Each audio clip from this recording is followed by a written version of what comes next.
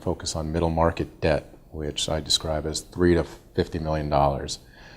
But we were focused on the space mostly because we felt that there was a lack of capital available from local lenders and community banks and regional banks to make loans on higher risk type assets, deals that involved non-stabilized situations, slow cash flow, things that needed to be leased up, reconstructed, redeveloped.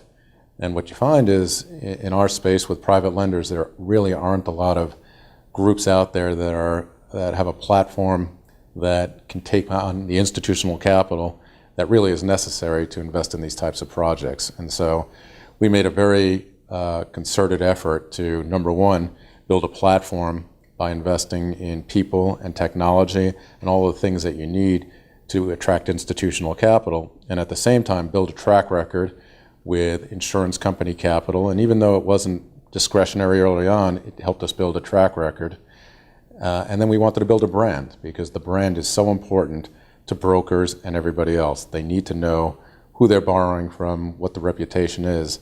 And it's with these three pillars that, when they came together, it was very easy to go out and attract even more capital to build the business even larger.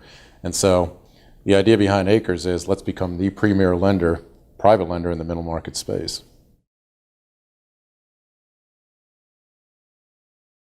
We've gone down the avenue of private equity, and just like I said, private equity is a very difficult world to deal with.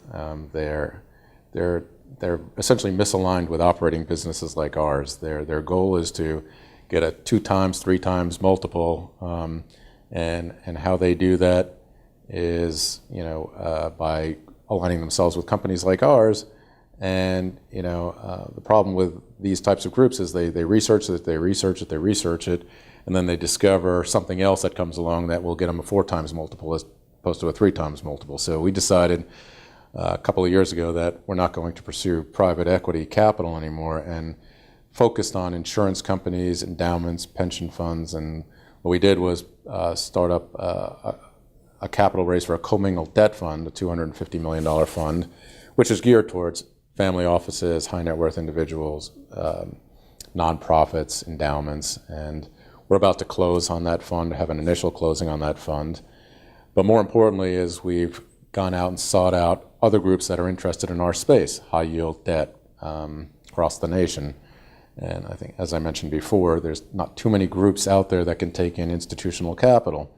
So just recently we've signed an agreement with a Korean firm as well as a Chinese firm, where what we're going to do is originate loans and essentially parcel out those individual loans to the fund, our Korean investment firm, and our Chinese investment firm. So it gives us a larger capital base other than just having one fund at our disposal, along with our insurance company relationship, which will also co-invest in all of these deals. So between all of that, the idea is to have a capital base of, like I said, something like $600 million to $1 billion available to us on an annual basis.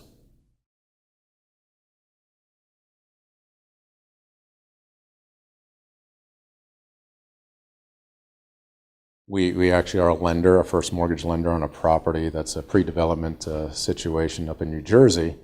And our borrower was running short on funds for the pre-development side of the business, and essentially went to the mezzanine lending market and accessed capital from a developer in the New York area that, in my view, has only one vision, which is to end up foreclosing on that mezzanine position and walking in at a very cheap basis. So I've actually been quoted recently in an article talking about developers who are getting into the debt space, and to beware if you're borrowing from those lenders. There are some that are reputable. I'm not going to say that there aren't. But in fact, for the most part, most developers are looking to get into a project at a cheap basis, and a mezzanine loan is a way to get into a project at a cheap basis. So, the idea for any borrower should try to be to stick to lenders that lend for a business, as opposed to even private equity funds and other groups that are essentially just traders and looking to make as much money as they possibly can off of any one deal.